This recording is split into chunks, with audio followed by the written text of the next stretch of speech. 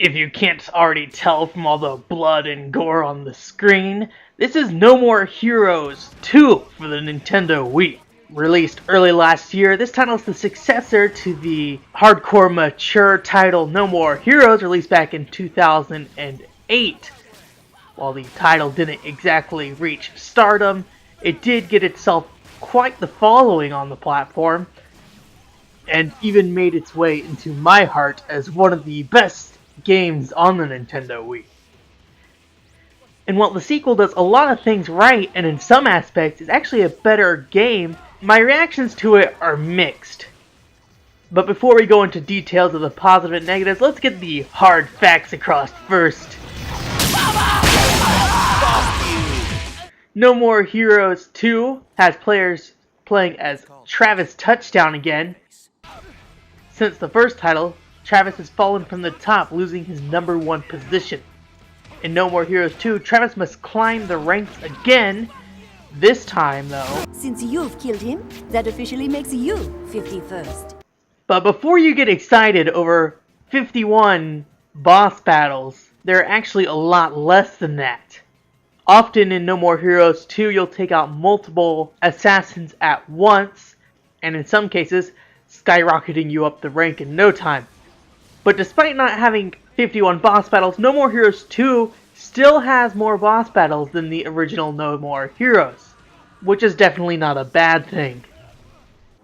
No More Heroes returns with the same hack and slash gameplay you can expect from the first one, although many minor tweaks have been made to smooth out the edges of the combat system. But this time they've added some variety.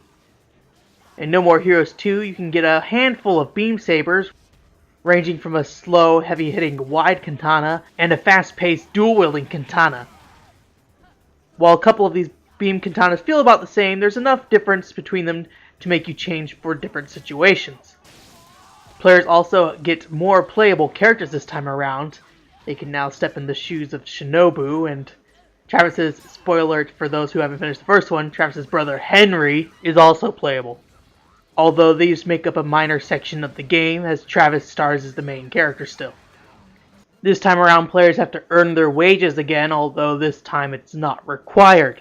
The somewhat lackluster minigames of before have been replaced by new retro minigames that mimic an arcade style. These titles are for the most part clones of some arcade classics, but they're a fun and interesting way to raise money. Using that money, players can purchase the before mentioned new beam katanas, along with some new clothing options.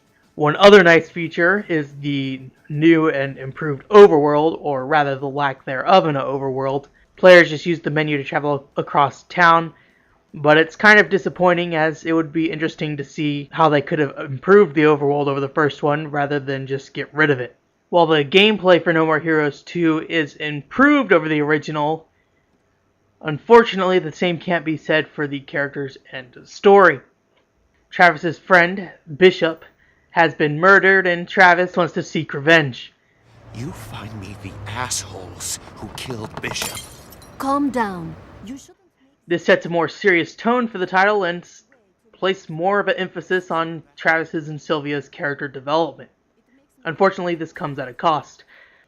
The assassins you fight in the rank battle fights just aren't nearly as interesting as before, and honestly don't have that much backstory at all. Well, damn. What was I thinking? She's definitely not a broad I'd want to hook up with. Usually, Travis and the assassin will exchange a few lines of dialogue, in some cases no dialogue, and fight until Travis is down the foe. There just isn't enough time to get to know the quirk of each assassin. Well, I guess you got a point there.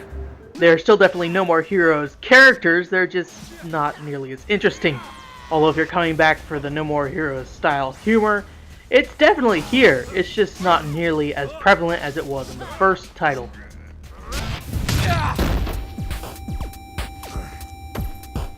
No More Heroes 2 isn't a bad game, it just doesn't have that exact same charm that the original has. It is still very much a Suda51 game, but if you only play No More Heroes for the story and characters, No More Heroes 2 is probably going to be fairly disappointing. But if you enjoyed the hack and slash gameplay of the original, there's enough here to keep you interested. And with an affordable price, No More Heroes 2 definitely is a title you should pick up.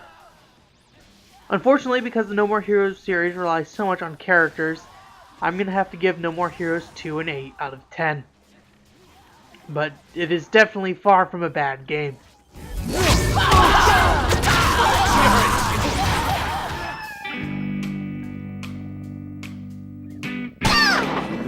That was close.